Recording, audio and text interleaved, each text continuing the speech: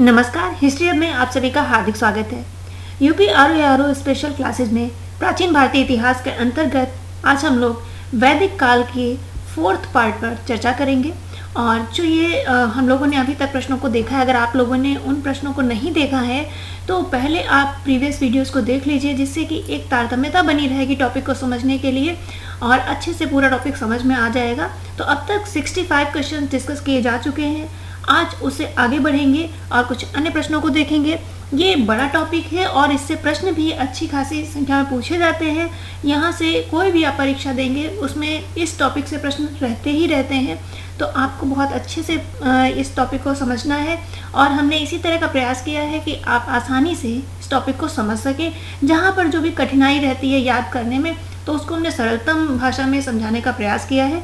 उम्मीद है आप लोगों को पसंद आएगा। तो प्रीवियस वीडियोज आप लोग ज़रूर देख लीजिए, फिर आप इस पर आइए। तो शुरू करते हैं आज का सेशन और आज के सेशन के प्रश्नों को देखते हैं। ये आज के सेशन का पहला प्रश्न है और इस टॉपिक के क्रम में ये 66वां यानी कि 66 क्वेश्चन नंबर है। पूछा जा रहा है वैदिक युग की सर्वाधिक प्राचीन संस्था कौन सी थी। तो क्या पूछा जा रहा है प्राचीन जो सर्वाधिक प्राचीन संस्था थी वो कौन सी थी, परिषद है, सभा है, समिति है या फिर विदत है। तो ये थी विदत। सबसे प्राचीन संस्था अगर पूछा जाए तो कौन सी थी, विदत थी। और यही वो संस्था थी जिसमें महिलाएं भी भाग लेती थीं। ये भी प्रश्न पूछा जाता है कि ऋग्वैदिक कालीन कौन सी ऐसी संस्था थी जिसमें महिलाएं भाग लेती थीं। तो किस संस्था में महिलाएं भाग लेती थीं, विदत में। इस प्रश्न का सही जवाब है डी। नेक्स्ट देखते हैं, निम्नलिखित में से किस संस्था में स्त्रियों के भाग लेने का उल्लेख मिलता है। अभी आपसे चर्चा की तो किस संस्था में भाग लेने का उल्लेख मिलता है, वो है विदत में। सी इस प्रश्न का सही जवाब है। तो इस प्रश्न का सही जवाब है सी। नेक्स्ट देखते हैं, उत्तर वैदिक युग में उत्तरी बिहार के आर्यीकरण का श्रेय किसे दिया जाता है। तो ये कब की बात हो रही है, उत्तर वैदिक काल में। तो उत्तर वैदिक काल में जो ये उत्तरी बिहार तक का जो आर्यीकरण किया गया, तो इसके जो श्रेय दिया जाता है ये दिया जाता है विदेह माधव को। तो यहाँ पर इस प्रश्न का सही जवाब है डी। साथ ही साथ इसके संबंध में जो एक कथा है विदेह माधव की, कि विदेह माधव जो होते हैं ये अपने मुंह में अग्नि को धारण करके आगे चलते हैं बिहार की तरफ। और बिहार में जो सदा नीरा है, जो गंडक नदी है, तो वहाँ पर पहुँच करके ये अग्नि इनके मुँह से गिर जाती है। जब जो अग्नि गिरती है तो ये उतने पूरे क्षेत्र को जलाती हुई चली जाती है।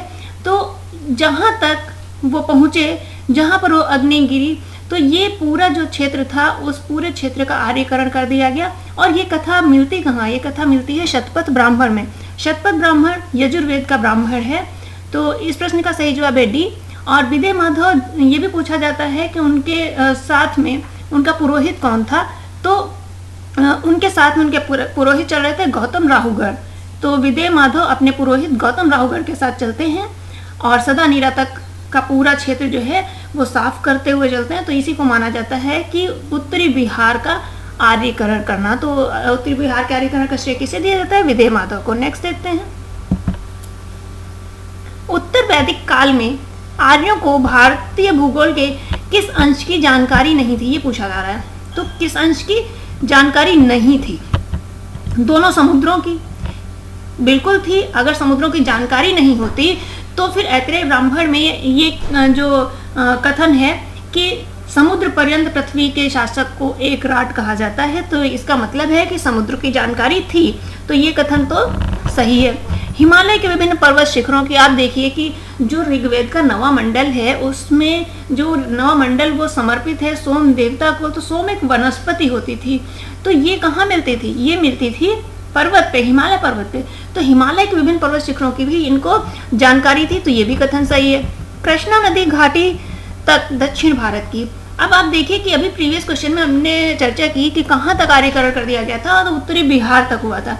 कृष्णा नदी घाटी तक दक्षिण भारत की जानकारी इनको नहीं थी और यहाँ पे नहीं थी, यानी कि जो जानकारी नहीं थी वही पूछा जा रहा है। तो यही असत्य है और चूंकि ये सत्य है इसीलिए यही इस प्रश्न का सही जवाब हो जा रहा है। संपूर्ण गंगा नदी घाटी की, बिल्कुल गंगा नदी घाटी की जानकारी थी। शुरुआत होती है, आप देखिए ऋग्वैदिक काल में सप्त सिंधु से धीरे धीरे बढ़ते बढ़ते ये गंगा नदी घाटी तो है उत्तर बिहार तक ये पहुंच जाते हैं। तो ये भी जानकारी थी। तो जिसकी जानकारी नहीं थी वो क्या नहीं थी, दक्षिण भारत, कृष्णा नदी तक दक्षिण भारत की जानकारी नहीं थी। और यहाँ पे यही पूछा जा रहा है जो जानकारी नहीं थी, तो इसलिए यही इस प्रश्न का सही जवाब हो जाएगा सी। विकल्प सही है। नेक्स्ट देखते हैं, निम्न में से क्या वैदिक समाज में प्रचलित नहीं था। अब यहाँ पर 4 प्रथाएं दी गई हैं, आपको क्या बताना है जो प्रचलित नहीं था। विधवा विवाह है, प्रेम विवाह है, बहुपत्नीकता है, सती प्रथा है, तो क्या प्रचलित नहीं था, तो सती प्रथा प्रचलित नहीं थी। यहाँ पर डी इस प्रश्न का सही जवाब है, सती प्रथा प्रचलित नहीं थी। नेक्स्ट देखते हैं, राजसूय यज्ञ के समय राजा लगभग 1 दर्जन रत्नियों के घर जाता था, उनमें से कितनी रानियां महिलाएं होती थीं। तो जो 12 रत्निन का जो उल्लेख मिलता है, उन 12 रत्नियों में से 4 महिलाएं होती थीं। तो यहाँ पर इस प्रश्न का सही जवाब है 4। अब अगर इनमें 4 की बात करें तो इन 4 में से एक तो राजा की, एक तो महिषी कही जाती थी जो कि पटरानी होती थी, एक बावता होती थी जो राजा की प्रिय रानी होती थी, और एक राजन्य होती थी, और एक वो स्त्री होती थी जिसके पुत्र नहीं होता था, यानी कि जिसको कम वरीयता दी जाती थी। तो इस तरह से तो 4 महिलाएं शामिल होती थीं और उनके घर राजा जाता था राजसूय यज्ञ के समय। तो इस प्रश्न का सही जवाब है ए 4। नेक्स्ट, 10 राजाओं के युद्ध में विजयी राजा सुदास किस जन से संबंधित था। पुरु है, अनु है, यदु है या त्रित्सु है। तो ये संबंधित है त्रित्सु से, और इनके पुरोहित थे वशिष्ठ। तो ये जो 10 राजाओं का युद्ध है, जिसे दासराग युद्ध के नाम से जाना जाता है, इसका उल्लेख अगर बात करें तो ऋग्वेद के 7वें मंडल में इसका उल्लेख मिलता है। और इसमें एक तरफ पुरु नामक एक कबीला होता है, और जो पुरु कबीला होता है उसके जो पुरोहित होते हैं या सलाहकार होते हैं वो होते हैं ऋषि विश्वामित्र, और दूसरी ओर भरत नामक समुदाय होता है जिसका नेतृत्व त्रित्सु कबीले के सुदास के द्वारा किया जाता है। और यहाँ पर यही पूछा गया है कि जो विजयी राजा रहा है सुदास, वो किस जन से संबंधित था, त्रित्सु से, और इनके पुरोहित थे ऋषि वशिष्ठ। नेक्स्ट देखते हैं, 10 राजाओं के युद्ध में भरतों का पुरोहित कौन था। तो जो भरत समुदाय था, जिसके कि जो त्रित्सु कबीले का सुदास उसका नेतृत्व कर रहा था, तो इनके ऋषि कौन थे, कौन इनके पुरोहित थे, तो ये थे ऋषि वशिष्ठ। तो बी इस प्रश्न का सही जवाब है, वशिष्ठ। नेक्स्ट देखते हैं, राजत्व के दैवी उत्पत्ति का सिद्धांत प्रथम बार पाया जाता है। तो राजत्व के दैवी उत्पत्ति का सिद्धांत सर्वप्रथम कब पाया जाता है, तो ये पाया जाता है उत्तर वैदिक काल में। ऋग्वैदिक काल में नहीं पाया जाता है, क्योंकि ऋग्वैदिक काल में किसी भू क्षेत्र को ऑक्युपाई करने जैसा कोई वो नहीं कि इतना क्षेत्र है, इस पे हमारा अधिकार है, इस तरह की कोई परंपरा नहीं थी। तो उत्तर वैदिक काल में जो राजा है वो एक क्षेत्र विशेष का स्वामी माना जाता है। तो ये फिर राजा के अंदर दैवी उत्पत्ति का सिद्धांत, उसमें देवत्व का अगर आरोपण नहीं करेंगे तो कोई क्यों ही उसको मानेगा, क्यों उसके प्रति भक्ति दिखाएगा। तो इसीलिए आप देखते हैं कि उत्तर वैदिक काल में बहुत सारे अनुष्ठान होने लगे थे, जैसे वो चाहे राजसूय यज्ञ हो, अश्वमेघ यज्ञ हो, या फिर आज देखिए वाजपेयी यज्ञ हो जो कि रथ दौड़ वगैरह कराई जाती। तो ये जो सारी चीज़ें हैं ये क्यों की जा रही थी, ताकि राजा के अंदर राजा को सामान्य जन से अलग शो करने के लिए कि ये आम जनता से संबंधित नहीं है, इसके अंदर कुछ दैवी गुण है। तो राजत्व का जो दैवी उत्पत्ति का सिद्धांत है ये दिखता है उत्तर वैदिक काल में। और इसके बारे में अगर बात करें तो तैत्तिरीय संहिता और शतपथ ब्राह्मण में आप देखते हैं 12 रत्नियों का उल्लेख मिलता है। तो ये राजा 12 रत्नियों के घर जाता है, इस तरह का क्यों ऐसा कर रहा है, ताकि जनता में उसको एक अलग छवि मिले। तो देवी उत्पत्ति का सिद्धांत उत्तर वैदिक साहित्य में मिलता है। नेक्स्ट देखते हैं, वैदिक काल में दार्शनिक वाद विवादों में कुशल वक्ता थी। मैत्रेयी हैं, अपाला हैं, घोषा हैं, घोष लिख गया है, ये घोषा है, गार्गी हैं, तो कौन है, गार्गी हैं।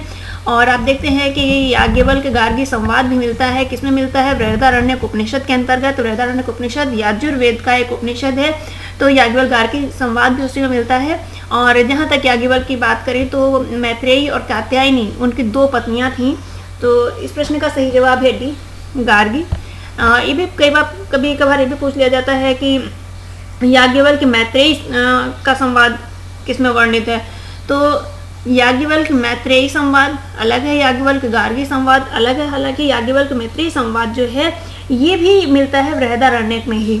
तो इस प्रश्न का सही जवाब है डी, गार्गी। नेक्स्ट देखते हैं, निम्नलिखित विदुषी स्त्रियों में से किसका उल्लेख ऋग्वेद में मिलता है। यहाँ पर 4 विदुषी स्त्रियों के नाम दिए गए हैं, आपको बताना है किसका उल्लेख ऋग्वेद में मिलता है। तो कौन है, गार्गी हैं, अपाला है, मैत्रेयी हैं, कात्यायनी है। तो ऋग्वेद में जिनका उल्लेख मिलता है वो मिलता है अपाला का। तो अपाला है, घोषा है, लोपामुद्रा है, तो उनका उल्लेख मिलता है ऋग्वेद में। तो इस प्रश्न का सही जवाब है बी। और जहाँ तक मैत्रेय और कात्यायनी की बात करें तो ये आपको बताया कि ये याज्ञवल्क्य की 2 पत्नियाँ थीं। और गार्गी की बात कर ही चुके हैं, गार्गी याज्ञवल्क्य संवाद मिलता है तो ये उत्तर वैदिक कालीन महिलाएं हैं, क्योंकि गार्गी याज्ञवल्क्य संवाद किसमें मिल रहा है? बृहदारण्यक उपनिषद में मिल रहा है, और बृहदारण्यक क्या है? यजुर्वेद का उपनिषद है, तो ये उत्तर वैदिक कालीन थी। जबकि अपाला है, घोषा है, लोपामुद्रा है, ये ऋग्वैदिक कालीन महिलाएं हैं। तो यहाँ पर सिर्फ एक अपाला ही है जो ऋग्वैदिक महिला है। नेक्स्ट देखते हैं, अध्यात्म ज्ञान के विषय में नचिकेता और यम का संवाद किस उपनिषद में प्राप्त होता है? तो ये यम नचिकेता संवाद जो है ये किस में प्राप्त होता है, ये आपको बताना है। तो अगर यम और नचिकेता की बात करें तो नचिकेता जो है ना, नचिकेता एक बालक है छोटा सा, और वो मृत्यु के देवता यम के साथ में संवाद करता है। तो जब यम और नचिकेता का जो संवाद होता है तो सोचो एक छोटा सा 7-8 साल का वो बच्चा हो और वो मृत्यु के बारे में चर्चा कर रहा हो, तो एक अपने आप में बड़ी चीज़ है, विचित्र चीज़ है कि वो बालक भी कोई सामान्य बालक नहीं, योग्य बालक है।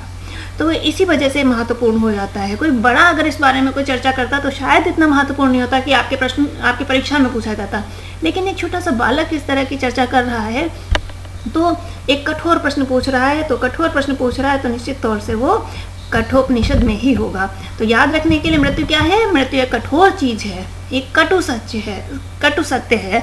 तो कहाँ पे इसका उल्लेख होगा? यम कौन है? मृत्यु के देवता। तो मृत्यु कठोर है इसलिए कठोपनिषद। क्योंकि ये अक्सर पूछा जाता है नचिकेता संवाद और याज्ञवल्क्य गार्गी संवाद। याज्ञवल्क्य गार्गी संवाद बृहदारण्यक उपनिषद। अब कोई याज्ञवल्क्य ऋषि हैं, महिला हैं गार्गी, जिनके साथ में संवाद होता है। महिलाएं जब संवाद करेंगी, जब चर्चा करेंगे तो महिलाओं की चर्चा छोटी नहीं होती है। तो एक ऐसे कॉमन परसेप्शन जो बना हुआ उसी के हिसाब से आप याद रखिए कि महिलाएं चर्चा करेंगी तो वो वृहद होगी। तो जहाँ पर गार्गी है वृहद महिला है यानी बृहदारण्यक। और यम नचिकेता संवाद, यम यानी कि मृत्यु के देवता। मृत्यु क्या है? कठिन है, कठोर है, तो कठोपनिषद। बहुत आसानी से याद रहेगा, बिल्कुल भी इसमें कंफ्यूजन नहीं होगा एग्जामिनेशन हॉल में। नेक्स्ट देखते हैं, ऋग्वेद के किस देवता को असुर की उपाधि दी गई है? तो इंद्र है, वरुण है, अग्नि है, किसे दी गई है?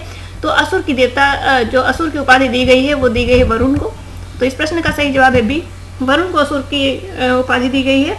और अगर वरुण की बात करें तो जो ईरानी ग्रंथ है जिंदावेस्ता, उसमें अहुर मजदा जो कहा गया है वो वरुण को ही कहा गया है। और जो वरुण है ये जल प्रणेता कहे जाते हैं।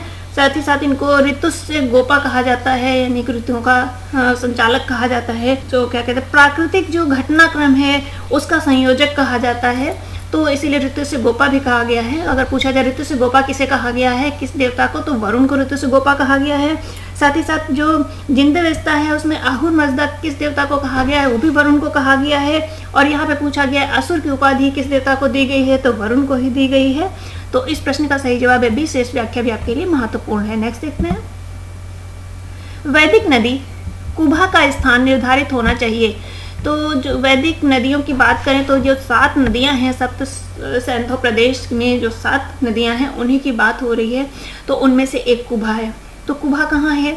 तो कुभा ये है अफगानिस्तान में। तो कुभा अफगानिस्तान का भी, अगर अफगानिस्तान नहीं होगा तो काबुल दिया होगा ऑप्शन में, तो ये हो गया आपका अफगानिस्तान में। ऐसे आपका पूछा जाता कुभा है, चिनाब है, अस्किनी है, वितास्ता है, ये 4 नदियों के नाम हैं जिनके प्राचीन नाम कुछ और थे और अब कुछ और हैं और इनके नाम पूछे जाते हैं। अक्सर सतलज को सुतुद्री कहा गया है। तो इस तरह से जो नाम हैं ये अक्सर परीक्षाओं में पूछे जाते हैं। यहाँ पर कुभा के स्थान की बात हो रही है तो ये अफगानिस्तान है। और अगर अफगानिस्तान में भी कभी अगर ऑप्शन में काबुल दिया हो तो काबुल होगा। नेक्स्ट देखते हैं, सतलज नदी का प्राचीनतम नाम क्या भी बताया? शतुद्री सतलज नदी का प्राचीनतम नाम है। और यहाँ पर ये इस प्रश्न का सही जवाब है। और साथ ही साथ अगर बात करें वितास्ता, तो वितास्ता कहा गया झेलम नदी को। और ये विपासा ये जो व्यास नदी है। और अस्किनी जो कहा गया है ये चिनाब नदी को कहा गया है। विपासा व्यास नदी ये वही व्यास नदी है जिसके आगे सिकंदर जो यूनानी शासक था, सिकंदर जो यहाँ पर जिसने आक्रमण किया था, वो इस नदी के आगे नहीं बढ़ पाया था। वो विपासा नदी ही थी या व्यास नदी ही थी जिसके आगे वो नहीं बढ़ पाया था। युद्ध कहाँ हुआ था? तो वो युद्ध हुआ था वितस्ता यानी कि झेलम नदी के किनारे। तो यहाँ पर ये भी जब इतिहास को हम कोरिलेट करके पढ़ते हैं तो बहुत आसान हो जाता है। तो वितस्ता और बिपाशा ये दोनों सिकंदर के आक्रमण के साथ भी कनेक्टेड हैं। बिपाशा यानी व्यास नदी जिसके आगे सिकंदर नहीं बढ़ पाया था, सिकंदर की सेनाओं ने मना कर दिया था आगे बढ़ने से। वितस्ता झेलम जहाँ पर सिकंदर और पुरु की सेना में युद्ध हुआ था। और यहाँ पे पूछा जा रहा है शतरंज का प्राचीनतम नाम, तो शतुद्री। और अस्किनी की बात करें तो अस्किनी का प्राचीनतम नाम, अस्किनी का जो नाम है आगे चिनाब। नेक्स्ट देखते हैं, वैदिक काल में चिनाब नदी को किस नाम से जाना जाता था? अभी आपसे चर्चा की है। अब ऑप्शन दिए हुए हैं, इसका उत्तर आप बताएंगे। पिछले प्रश्न में हमने इसकी चर्चा की है। क्या होगा चिनाब नदी का प्राचीनतम नाम? आप लोगों को कमेंट बॉक्स में अपना आंसर देना है। नेक्स्ट देखते हैं, पूर्व वैदिक काल में विनिमय का लोकप्रिय माध्यम था। क्या था विनिमय का लोकप्रिय माध्यम? सोने का टुकड़ा, चांदी का टुकड़ा, सिक्के या गाय? तो ये था गाय। और जहाँ तक सिक्कों की बात करें तो सिक्के इस टाइम प्रचलन में नहीं थे, तो ये तो हो ही नहीं सकते। और गाय थी विनिमय का माध्यम। नेक्स्ट देखते हैं, वैदिक यज्ञ परंपरा में होता का संबंध था। किस वेद के साथ में होता का संबंध था? तो ऋग्वेद, यजुर्वेद, सामवेद या फिर अथर्ववेद? तो इसका संबंध था ऋग्वेद से। ये इस प्रश्न का सही जवाब है। साथ ही साथ जो यजुर्वेद का पुरोहित होता था उसको कहते थे अर्धव्यु, जो कि मंत्रों का उच्चारण करता था, जो यज्ञ से संबंधित होता था। यजु का अर्थ ही होता है यज्ञ। तो कर्मकांड से जो संबंधित पुरोहित होता था वो यजुर्वेद से संबंधित होता था, उसको अर्धव्य कहते थे। सामवेद का जो पुरोहित होता था उसको उद्गाता कहते थे। सामवेद क्या है? गान से संबंधित है, तो इसको उद्गाता कहते थे। अथर्ववेद का जो पुरोहित है उसे ब्रह्मा कहते थे, और अथर्ववेद के पुरोहित को ही यज्ञ का निरीक्षणकर्ता कहते थे। और निरीक्षणकर्ता किसे कहा गया? ब्रह्मा को कहा गया है। ब्रह्मा किस वेद के पुरोहित है? अथर्ववेद के। तो यहाँ पर ये सारी चर्चा आपके लिए महत्वपूर्ण है। फिलहाल यहाँ पे पूछा जा रहा है कि होता का संबंध, तो होता का संबंध है ऋग्वेद से। नेक्स्ट देखते हैं, बाल खिले का संबंध किस वेद से है? तो ये संबंध है ऋग्वेद से। अगर ऋग्वेद की बात करें तो ऋग्वेद के 3 भाग मिलते हैं, जिसमें साकल है, बाल खिल्ले है और वास्कल है। जिसमें से साकल और बाल खिल्ले जो हैं इनके सूक्त मिले हुए हैं, जबकि वास्कल जो है ये उपलब्ध नहीं है। तो 1017 जो सूक्त हैं ये हैं आपके साकल से, और उसके साथ साथ 11 सूक्त हैं बाल खिल्ले से। और जो बाल खिल्ले है ये परिशिष्ट माना जाता है ऋग्वेद का, और इसके जो 11 सूक्त हैं इनको मिला करके 1028 सूक्त ऋग्वेद में है। तो बाल खिल्ले का संबंध किससे है? ऋग्वेद से। कभी पूछा जाए कि बाल खिल्ले में कुल सूक्तों की संख्या कितनी है, तो आपको मालूम होना चाहिए कि 11 सूक्त हैं। और ऋग्वेद में कुल सूक्त कितने हैं जो उपलब्ध हैं? तो 1028, 1028। और क्योंकि वास्कल के जो सूक्त है 56 सूक्त वो उपलब्ध नहीं है। यहाँ पर कितनी चर्चा हो गई? ऋग्वेद 3 भाग में है, साकल, बाल खिल्ले, वास्कल। साकल में कितने सूक्त हैं? 1017। बाल खिल्ले में 11 सूक्त हैं, और 1017 और 11 को मिला करके 1028 होते हैं। तो ऋग्वेद के अगर कुल सूक्तों की संख्या पूछी जाती है तो 1028 ही आपको देना होता है, क्योंकि वास्कल के 56 सूक्त उपलब्ध नहीं है। नेक्स्ट देखते हैं, प्राचीन भारतीय समाज में गोपालन किसकी वृत्ति माना गया है? यानी कि जो गायों का पालन करता था, यानी कि जो मवेशियों का पालक पोषक होता था, उसको वो किसकी वृत्ति मानी गई? क्षत्रिय, द्विज, वैश्य या शूद्र? तो ये वृत्ति मानी गई, यानी ऑक्यूपेशन यहाँ पे पूछा जा रहा है। तो ये ऑक्यूपेशन था वैश्य का गोपालन। नेक्स्ट देखते हैं, 4 वर्णों का सर्वप्रथम उल्लेख हुआ है। किस ऋग्वेद के किस मंडल में सर्वप्रथम 4 वर्णों का उल्लेख हुआ है? ये आपको बताना है। ऋग्वेद का प्रथम मंडल है, द्वितीय मंडल है, तृतीय मंडल है या फिर दशम मंडल है? तो आपको इसमें बताना है किसमें हुआ है। तो ऋग्वेद के दशम मंडल के पुरुष सूक्त के अंतर्गत यहाँ पे दशम मंडल होगा, और दशम मंडल में भी पुरुष सूक्त में 4 वर्णों का सर्वप्रथम उल्लेख मिला है।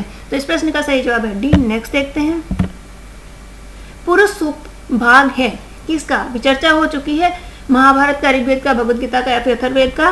तो ये किसका भाग है? आप लोग जल्दी से कमेंट बॉक्स में उत्तर अपना करिए। पुरुष सूक्त किसका भाग है? तो ये भाग है ऋग्वेद का। और प्रीवियस एक प्रश्न का हमने आपसे उत्तर पूछा है, हमें कमेंट बॉक्स में उसका उत्तर चाहिए कि ये पता लगे कि आप लोग व्याख्या सुन भी रहे हैं या नहीं। अगर आप लोग व्याख्या सुन रहे हैं तो आप उस प्रश्न का जवाब कमेंट बॉक्स में अवश्य देंगे। नेक्स्ट देखते हैं, सबसे पहले 4 आश्रमों का वर्णन आया है? किस उपनिषद में सबसे पहले 4 आश्रमों का वर्णन आया है? 4 आश्रम यानी कि जो ब्रह्मचर्य, गृहस्थ, वानप्रस्थ, संन्यास, ये जो 4 आश्रम हैं, इनका जो उल्लेख आया है ये आया है जबालोपनिषद में। इस प्रश्न का सही जवाब है डी, जबालोपनिषद। नेक्स्ट देखते हैं, निम्नलिखित में से कौन सा एक पुरुषार्थ के विषय में सत्य नहीं है? जो 4 पुरुषार्थ हैं, धर्म, अर्थ, काम, मोक्ष, तो उन पुरुषार्थों के संबंध में कौन सा एक सत्य नहीं है? आपसे क्या पूछा जा रहा है जो सही नहीं है? धर्म, अर्थ, काम, मोक्ष, ये 4 पुरुषार्थ हैं, बिल्कुल ये तो सही है, 4 पुरुषार्थ यही हैं। इसकी संकल्पना भोग एवं निवृत्ति के मध्य संतुलन के लिए की गई, ये भी बिल्कुल सही है। पुरुषार्थ भौतिकवाद एवं आध्यात्मिकता के मध्य समन्वय दर्शाता है, बिल्कुल सही है। आप देखिए कि पहले धर्म रखा गया है और लास्ट में मोक्ष रखा गया, ये दोनों आध्यात्मिक पक्ष हैं, जबकि बीच में अर्थ और काम ये भौतिक पक्ष हैं।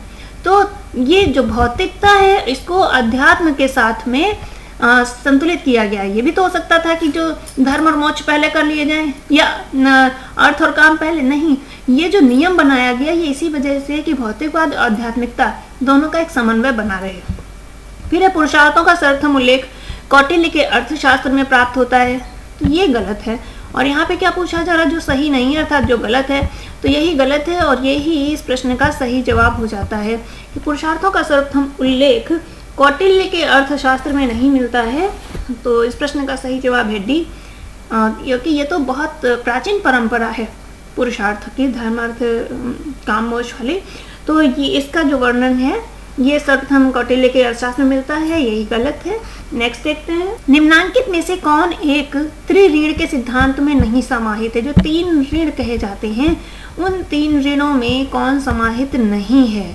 तो नहीं आपको ध्यान रखना है, नहीं पूछा जा रहा है कौन समाहित नहीं है। पुत्र ऋण, देव ऋण, पितृ ऋण, ऋषि ऋण। तो पितृ ऋण, देव ऋण, पितृ ऋण, ऋषि ऋण ये तीनों शामिल हैं, यही 3 ऋण होते हैं। और जबकि पुत्र ऋण नहीं है। और जो पितृ ऋण होता है उसी पितृ ऋण का अर्थ होता है कि जब आप अपनी संतान उत्पत्ति करते हैं तब आप पितृ ऋण से मुक्ति पाते हैं। जब आपका पुत्र उत्पन्न होता है आपके द्वारा संतानोत्पत्ति करने से पितृ ऋण से आप मुक्ति पाते हैं। तो पुत्र ऋण नहीं है, देव ऋण, पितृ ऋण, ऋषि ऋण। ऋषि ऋण या इसी को गुरु ऋण भी कहते हैं। तो ये 3 त्रिऋण में शामिल हैं, जबकि पुत्र ऋण शामिल नहीं है। और यहाँ पर आकर के आज के सेशन के प्रश्न पूरे हो जा रहे हैं। सोचा था आज टॉपिक ये पूरा हो जाएगा, लेकिन बड़ा टॉपिक है और यहीं पे हम क्वेश्चंस को हम स्किप कर दें, आपकी उस पर समझ विकसित ना हो सके, इससे कोई लाभ नहीं होने वाला। इसीलिए कोई बात नहीं, एक और दिन लगाएंगे, लेकिन जितने भी प्रश्न हो सकते हैं जो आपसे परीक्षा में पूछे जा सकते हैं, आपसे उन सब पे चर्चा अवश्य करेंगे। और एक बार इसके बाद ये जब हो जाएगा तो एक बार रिवीजन वीडियो डाल देंगे, जिसमें कि एक क्विक रिवीजन हो जाएगा विदाउट एक्सप्लेनेशन। एक्सप्लेनेशन के लिए आप ये वीडियोस देख सकते हैं, लेकिन एग्जाम के टाइम क्विक रिवीजन के लिए एक फास्ट वीडियोस डाल देंगे, जिसमें कि आपके सारे क्वेश्चन एक साथ मिल जाएंगे। तो आज का सेशन यहीं तक, मिलते हैं अगले सेशन में कुछ अन्य महत्वपूर्ण प्रश्नों के साथ में। तब तक के लिए लगे रहिए अपनी तैयारी में और सफलता सुनिश्चित करिए। इन्हीं शुभकामनाओं के साथ बहुत बहुत धन्यवाद।